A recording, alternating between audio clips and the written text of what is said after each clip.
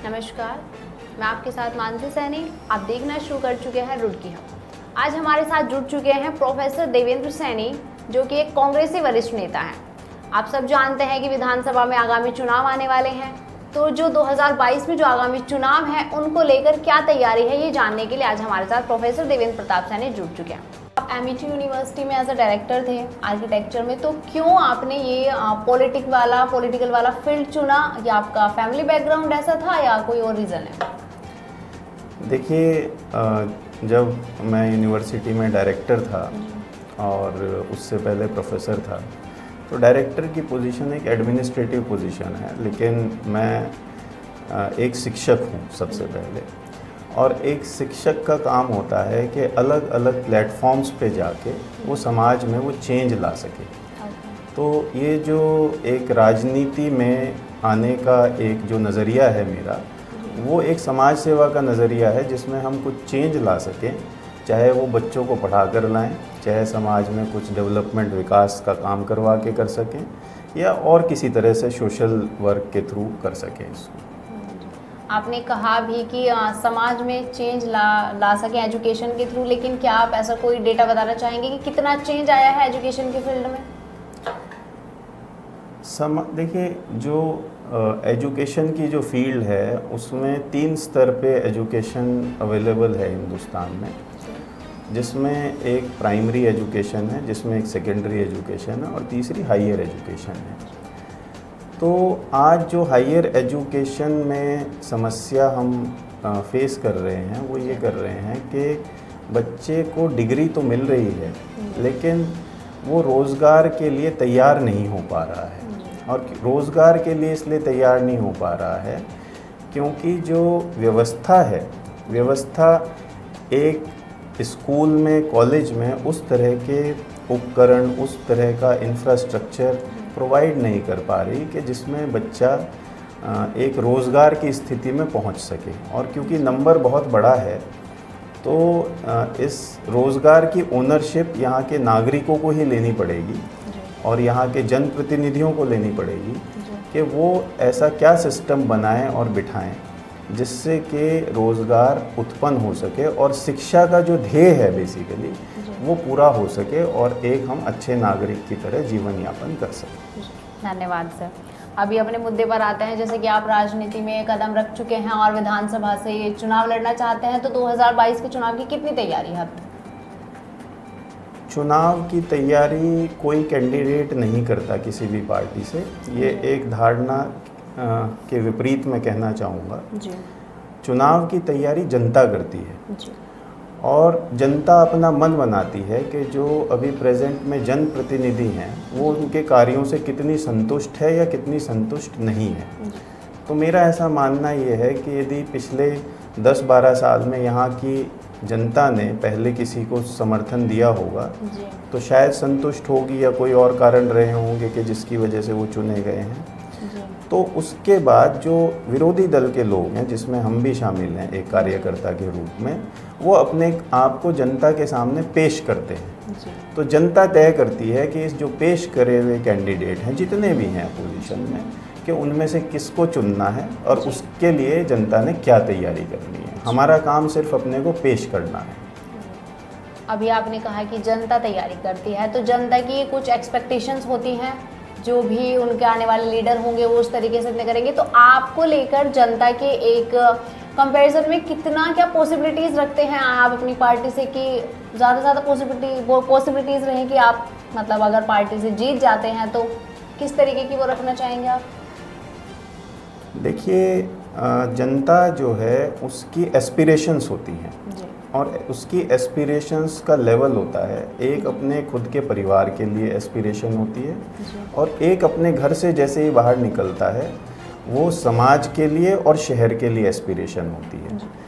तो मैं ऐसा समझता हूँ, जो लोगों की अपनी घर के अंदर की एस्पिरेशन है उसमें जो मेजर मुद्दा है महंगाई का, एक बहुत बड़ा मुद्दा है बेरोज़गारी का, एक बहुत बड़ा मुद्दा है लोगों के, जब बेरोज़गारी की मैं बात कर रहा हूँ, व्यापार के अस्त व्यस्त होने का, जिनसे आजीविका लोगों की चलती है।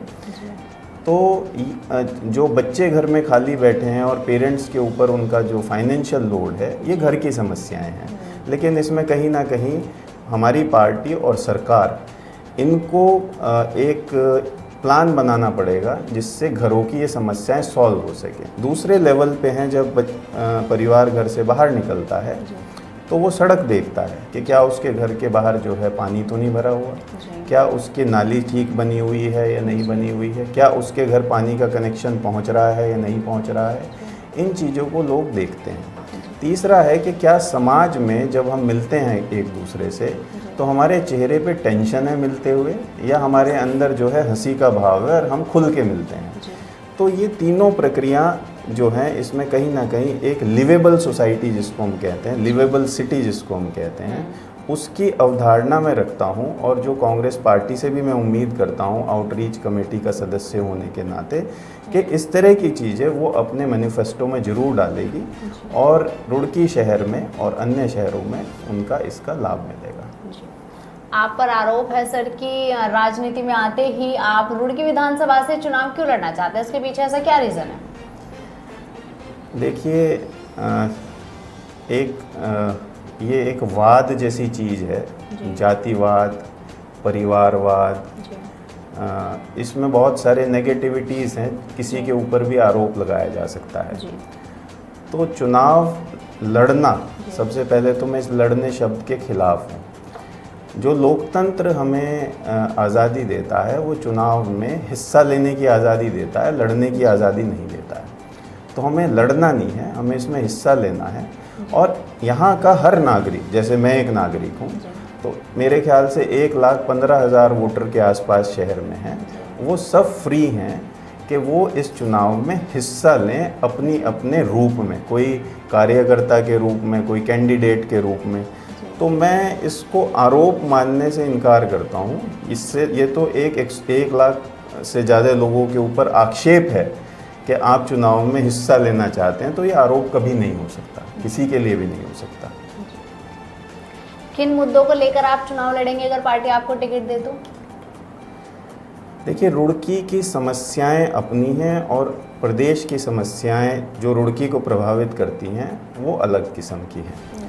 तो जो प्रतिनिधि चुना जाता है वो प्रदेश में जाके उस तरह का एक फाइनेंशियल बजट लेके आता है शहर के लिए, उस तरह की योजनाएं लेके आता है, और जो योजनाएं चल रही हैं उनके अंदर पैसा लेके आता है जो आपकी लोकल समस्याओं को सॉल्व कर सके। तो पहली समस्या मैं रुड़की में जब देखता हूँ सिविल लाइन्स एरिया में, आप ही मान लिया आपका घर है और 50 साल पुराना हो गया है, तो आपको यदि तोड़ के बनाने के लिए, तोड़ने की परमिशन तो है, तोड़ तो आप अपने आप लेंगे, लेकिन बनाने की परमिशन नहीं है तो आप रहेंगे कहाँ? ये एक बहुत बड़ा मुद्दा है। दूसरा मुद्दा मैं रुड़की शहर के अंदर पाता हूँ जो HRDA से रिलेटेड है। आप जब अपने घरों में का नक्शा पास कराते हैं तो HRDA की नक्शा पास करते हुए जिम्मेदारी बनती है कि उस प्लॉट तक, उस घर तक सारी सुविधाएं पहुँचें, जिसके अंदर आपका पानी का कनेक्शन है, आपकी सीवर लाइन है, आपका सड़क है, आपके जो है और तमाम बिजली है, तमाम तरह की जो इंफ्रास्ट्रक्चर की सुविधाएं हैं।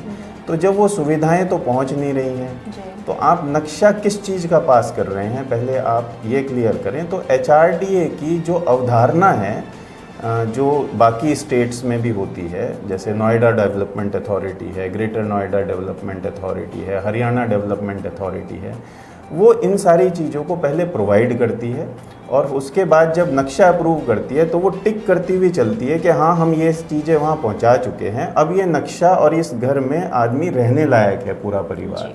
तो बाकी चीज़ें आपने व्यक्ति पे ही छोड़ दी कि इसका इंतज़ाम आप अपने आप करिए, गड्ढा खोद के जो है आप अपने सीवर की व्यवस्था करिए। तो ये एक अजीब किस्म की समस्या है जो जिससे रुड़की वासी निजात चाहते हैं। तीसरी समस्या यहाँ पे एक बहुत बड़ी है जो पानी की निकासी को लेके है। पानी की निकासी में जो दिक्कत है यहाँ से लेके आज तक, मेरे ख्याल से शायद शहर में इतने लोग हैं, पार्षद हैं और भी बहुत लोग हैं, किसी के पास यहाँ की जो सीवर लाइन है और नालियाँ हैं उनका नक्शा नहीं है। वो होगा नगर निगम में, लेकिन आम जनता के पास वो नक्शा नहीं है। और उनकी कितनी चौड़ाई है, उनकी कितनी गहराई है। तो एक आप भी समझते होंगे कि जब हम किसी नाली के अंदर से या सीवर के अंदर से पानी या लिक्विड बहा रहे हैं तो वो एक कैपेसिटी में ही ले सकता है उस चीज़ को। और उसके बाद मैं पाता हूँ जब कई सौ करोड़ की यहाँ पे एक योजना एडीबी की अभी जो हुई थी, उसमें कई जगह सीवर लाइन की समस्या सॉल्व हुई है, लेकिन क्या मकतूलपुरी एरिया है उसकी समस्या सॉल्व हुई है? क्योंकि एडीबी की लाइन मकतूलपुरी एरिया में, जहाँ मैं खुद रहता हूँ, वहाँ डली ही नहीं है। तो क्या मैं इस शहर का वासी नहीं हूँ जो बिल्कुल या मेरे इर्द गिर्द मेरे पड़ोसी उस शहर का वासी नहीं है? तो एक ये यहाँ पे पानी की निकासी की समस्या है, एक यहाँ पे बड़ी भ्रष्टाचार की समस्या है। भ्रष्टाचार इस लेवल पे पहुँच गया है कि आम आदमी त्रस्त है।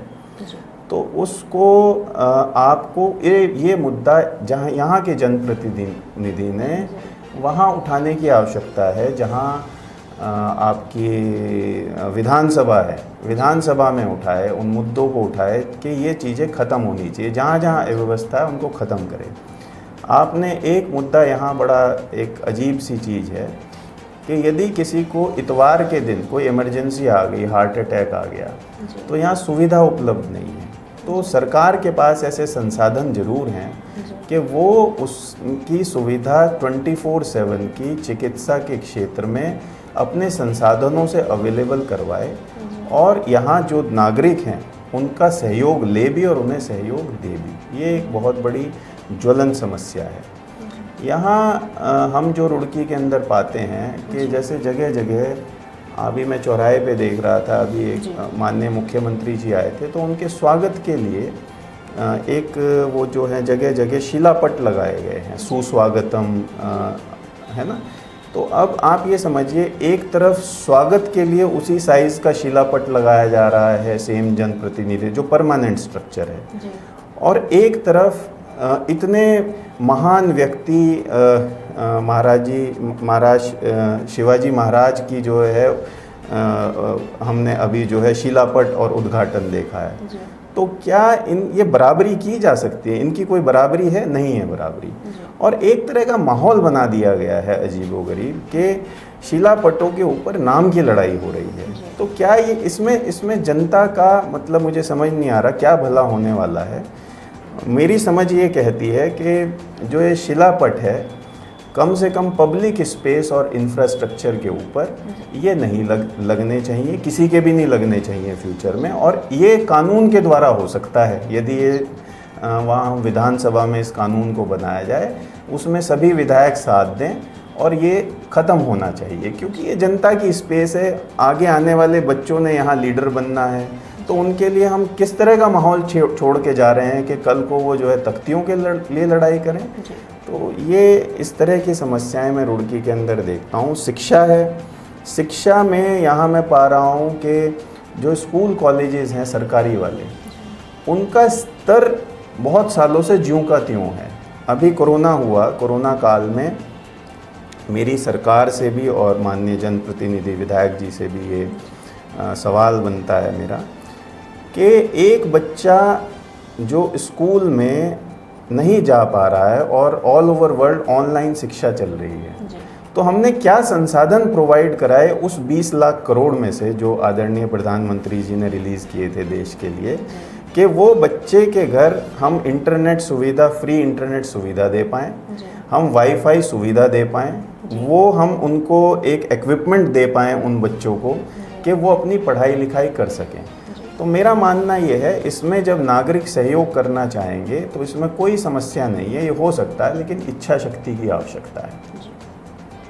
अभी आपके जवाब से 2 पॉइंट मैं पूछना चाहूँगी कि अभी जो आपने जनता की इतनी सारी प्रॉब्लम्स हमें बताई हैं, जैसे कि इन्फ्लेशन इतना ज़्यादा हो रहा है, मेन चीज़ करप्शन इतना ज़्यादा है, और थर्ड जो स्टेट पे आते हैं अनएम्प्लॉयमेंट इतना ज़्यादा हो चुका है, ये अभी तक आप अभी जब चुनाव में लड़ेंगे और जब आपकी पार्टी अगर जीत जाती है तो अपने अंडरस्टैंडिंग लेवल से भी आपने कहा कि मैं इस तरीके से जनता को निजात दिलाना चाहता हूँ, तो अपने अंडरस्टैंडिंग लेवल से आप किस तरीके से निजात दिलाना चाहेंगे और किस तरीके से जनता को, ये जनता जो करप्शन है, अनएम्प्लॉयड है, हमारा जो आज का यूथ है इतना अनएम्प्लॉयड है, तो किस तरीके से आप क्या क्या चीज़ें लेके चलेंगे कि जनता धीरे धीरे इन समस्याओं से निजात पाए?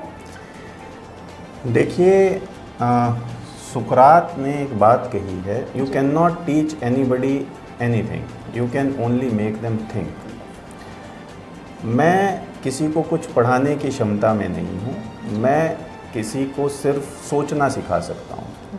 तो यहाँ का जो यूथ है, इसको यदि आप मदद करें एक सकारात्मक सोच के लिए, तो इस यूथ के पास इतने आइडियाज़ हैं और इतनी संभावनाएं हैं यहाँ पर करने की, इस देश के लिए, रुड़की शहर के लिए, जिसमें उनकी बेरोज़गारी भी ख़त्म होगी और जिसमें वो एक सकारात्मक तरफ भी चलेंगे, जिसमें ये जो आपकी यहीं का यूथ बेड़ा उठाएगा कि जो है ये जो जगह जगह ड्रग्स का कारोबार होता है ये नहीं होना चाहिए। यही यूथ आवाज़ उठाएगा कि जो है यहाँ पे शहर में कभी हमें किसी उसमें सट्टा और ये सारी चीज़ें नहीं होनी चाहिए। तो ये एक यूथ को एक डायरेक्शन देने की ज़रूरत है और ये समाज के बड़े लोग और जनप्रतिनिधि, बड़े से मतलब बुजुर्ग लोग और जनप्रतिनिधि दे सकते हैं। और ऐसे एग्जाम्पल्स हैं वर्ल्ड वाइड, मैं कोई नया काम करने की बात नहीं कह रहा हूँ। और शायद उसमें विधायक का इसलिए जो है इम्पॉर्टेंट रोल हो जाता है कि वो सरकार के जो संसाधन हैं और नागरिक, उनके बीच एक पुल का कार्य करता है, ब्रिज का कार्य करता है। तो वही आवश्यकता है जो कि फ़िलहाल पिछले 10-12 साल से मिसिंग है। आपने भी सही कहा कि हमारे यूथ को एक डायरेक्शन की नीड है इसमें काम करने की, लेकिन हमारा यूथ डायरेक्शन के साथ साथ इसमें मोटिवेट भी होना चाहता है। अब रुड़की को शिक्षा नगरी कहा जाता है, लेकिन जैसे ही हम जो यूथ हैं कोई नई डायरेक्शन में किसी काम को करने के लिए चलते हैं, जैसे कि आपने कहा है अभी हमें कि ड्रग्स का कारोबार इतना हो रहा है, सट्टेबाजी लोग इतनी कर रहे हैं, तो जैसे कोई यूथ भी किसी तरीके से आगे बढ़ता है तो ये लोगों की विचारधाराएं बीच में आ जाती हैं कि ये तो हम कर चुके हैं, अकेला खड़ा है, क्या कर पाएगा। तो इस तरीके की विचारधाराएं लोगों की कब खत्म होंगी? आप अपनी तरफ से क्या कहना चाहेंगे जनता को? इसके लिए मैं यही कहना चाहूँगा, जब भी आप निराश और हताश फील करें तो किसी भी एक महापुरुष की, किसी भी वर्ल्ड ओवर महापुरुष की आप अपने हिसाब से चूज़ कर लीजिए, उसकी जीवनी ज़रूर पढ़ें। तो किसी भी महापुरुष की जब जीवनी आप पढ़ेंगे तो आप ये पाएंगे कि जैसे डॉक्टर APJ अब्दुल कलाम थे, उस समय कोई पढ़ाई के लिए कोई सुविधा नहीं थी, पानी के नाले चल चल के और लोग तैर तैर के जो है पढ़ने के लिए जाया करते थे। तो जहाँ तक मोटिवेशन की बात है और अपने अंदर सुधार की बात है, वो महापुरुषों की जीवनी पढ़ने से अवश्य मिलेगा। आज शिवाजी महाराज की मूर्ति लगी है। मैं ये कहता हूँ कि इस शहर में मूर्ति लगने से पहले और लगने के बाद एक अलग तरह की एक तरह का रिवॉल्यूशन चलना चाहिए था कि शिवाजी महाराज के सोच क्या थी, देश प्रेम के प्रति उनकी सोच क्या थी, क्या अवधारणा थी। तो सिर्फ मूर्ति लगाने से नहीं चलेगा, उनके जो तौर तरीके थे करने के, सोचने के, उनको हमें ज़मीन पे बच्चों में उतारना है। गांधी को ज़मीन पे उतारना है, बच्चों में उतारना है। हमें सुभाष चंद्र बोस को ज़मीन पे उतारना है, बच्चों में उतारना है। तो ये तभी चेंज पॉसिबल है और ये कोई मुश्किल काम नहीं है। इसमें कोई मैं कुछ अलग कर लूँगा ऐसा नहीं है। यहाँ पे मैं शहर के अंदर कई हज़ार नागरिक ऐसे हैं जो इस काम को करने में सक्षम हैं और वो मैं ये भी समझता हूँ कि वो आगे आ नहीं रहे हैं, लेकिन उन सब में जनप्रतिनिधि और विधायक बनने की बराबर क्षमता है। वो आगे आए और इस झंडे को उठाएं और इस झंडे को लेके आगे बढ़ें। हम भी उस झंडे के पीछे पीछे चलेंगे। धन्यवाद सर। अब एक छोटा सा सवाल है कि पार्टी आपको टिकट क्यों देती? देखिए, पार्टी की एक प्रक्रिया है टिकट को लेके, उसमें बहुत सारे उनके पैरामीटर्स होते हैं और वो पैरामीटर्स कहीं कहीं समय पे चेंज भी होते रहते हैं। तो जैसे कि एक पैरामीटर आज ये हो सकता है कि व्यक्ति की शिक्षा क्या है। दूसरा पैरामीटर ये हो सकता है कि व्यक्ति कितने साल से राजनीति में है। जैसे हमारे पूर्व मेयर यशपाल भाई हैं, तो वो कितने समय से राजनीति में है, ये भी एक पैरामीटर हो सकता है। तीसरा पैरामीटर ये भी हो सकता है कि जो है ये चुनाव लड़ने के लिए क्या इनके पास संसाधन हैं भी या नहीं हो सकते हैं। तो बहुत सारे पैरामीटर्स हैं और पार्टी बहुत सोच समझ के निर्णय लेती है। 40-50 बहुत सीनियर लोग जो बिल्कुल 40-50 साल की राजनीति से घिसे हुए हैं वो डिसाइड करते हैं।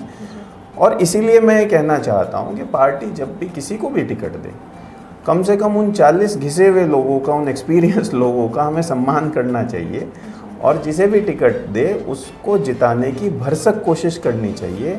मुद्दा विधायक बनना या बनाना नहीं है, मुद्दा ये है कि जो जनता की एस्पिरेशंस हैं उसको अपनी पार्टी के विधायक के थ्रू, वो कोई भी हो, और अपनी पार्टी के थ्रू उसको क्रियान्वित करवाएं और जनता के काम उस तरह से करवा सकें जो जैसे जनता चाहती है। मुद्दा सिर्फ इतना सा है। विधायक बनना आखिरी लक्ष्य यदि किसी का है तो ये एक गलतफहमी है। मेरे ख्याल से ऐसे व्यक्ति को, इंक्लूडिंग मी, यदि विधायक बनना लक्ष्य है, उसे इस राजनीतिक क्षेत्र में आने की कतई आवश्यकता नहीं है। विधायक बनना सिर्फ एक प्लेटफॉर्म हो सकता है, जैसे एक एनजीओ एक प्लेटफॉर्म हो सकता है, एक पत्रकारिता एक प्लेटफॉर्म हो सकता है, जैसे एक शिक्षण का कार्य करना एक प्लेटफॉर्म हो सकता है। वो भी बस उतना ही है, उससे ज़्यादा नहीं है। अगर आपकी पार्टी चुनाव जीत जाती है तो जनता की वो समस्याएं, वो पहला कौन सा मुद्दा होगा जिस पर आप लेके सबसे पहले काम करना चाहेंगे? सबसे पहले तो मैं, क्योंकि जो जनता में यहाँ मैं देखता हूँ, बारिश हर साल आती है और इंफ्रास्ट्रक्चर के काम में चेंज लाने में समय लगता है।